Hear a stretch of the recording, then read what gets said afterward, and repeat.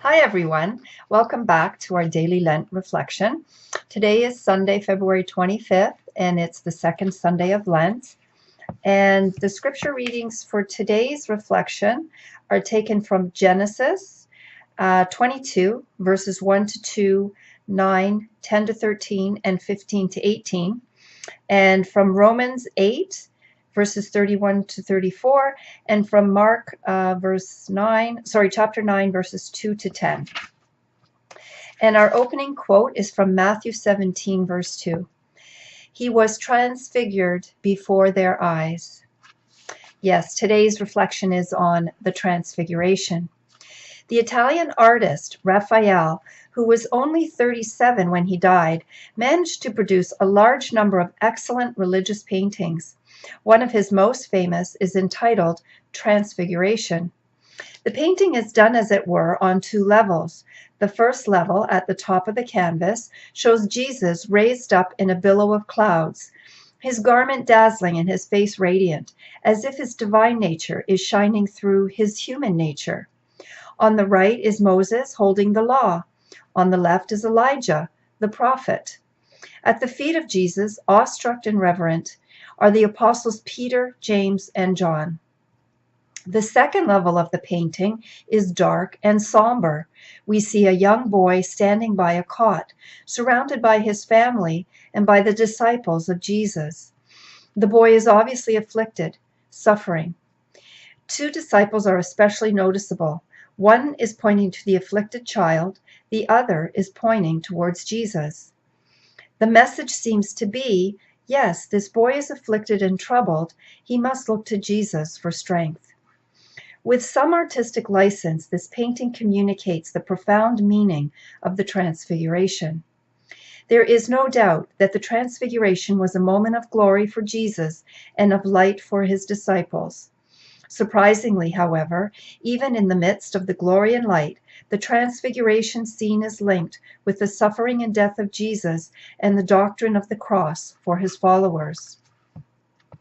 Shortly before the Transfiguration event, Jesus reminds his disciples that, quote, the Son of Man must first endure many sufferings, be rejected by the elders, the high priests, and the scribes, and be put to death, and then be raised up on the third day, end quote. And that quote comes from Luke chapter 9, verses 22. At that time, he announced the doctrine of the cross. Quote, if a man wishes to come after me, he must deny his very self, take up his cross, and begin to follow in my footsteps, end quote. And that quote comes from Matthew 16, verse 24. Even at the time of the Transfiguration itself, quote, they spoke of his passage, which he was about to fulfill in Jerusalem, and that comes from Luke 9:31. The Transfiguration event beautifully reminded the disciples of the glory Jesus possessed and that his glory would ultimately overcome the darkness of evil in his life and in theirs. But the glory would come later. First would come the cross. There is no way to be a disciple of Jesus without the cross. The cross, to be sure, takes many forms, but it is always present. What is the cross in my life and at this time? Perhaps it is one of the ordinary crosses of daily living, the headaches, the heartaches, the boredom of work or school, the frustration of rubbing elbows with many different kinds of people, or perhaps it is much heavier cross of serious illness, chronic pain, agonizing depression, nagging fear, or relentless temptation. Whatever the cross, the way to carry it is in union with Christ. His cross is the symbol of redemption. Ours too must be redemptive. They can be if they are joined to his. Like the boy in Raphael's painting, we must look to Jesus for the true meaning of the cross and for the strength to bear it. In its deepest meaning, the Transfiguration underlines the glorious truth as proclaimed by Paul. Quote, if we have died with Christ, we believe that we are also to live with him. And that quote is taken from Romans 6, verse 8. So our closing prayer for today is a quote from Psalm 33, verse 20, and it goes like this. Quote, "Our soul waits for the Lord, who is our help and our shield.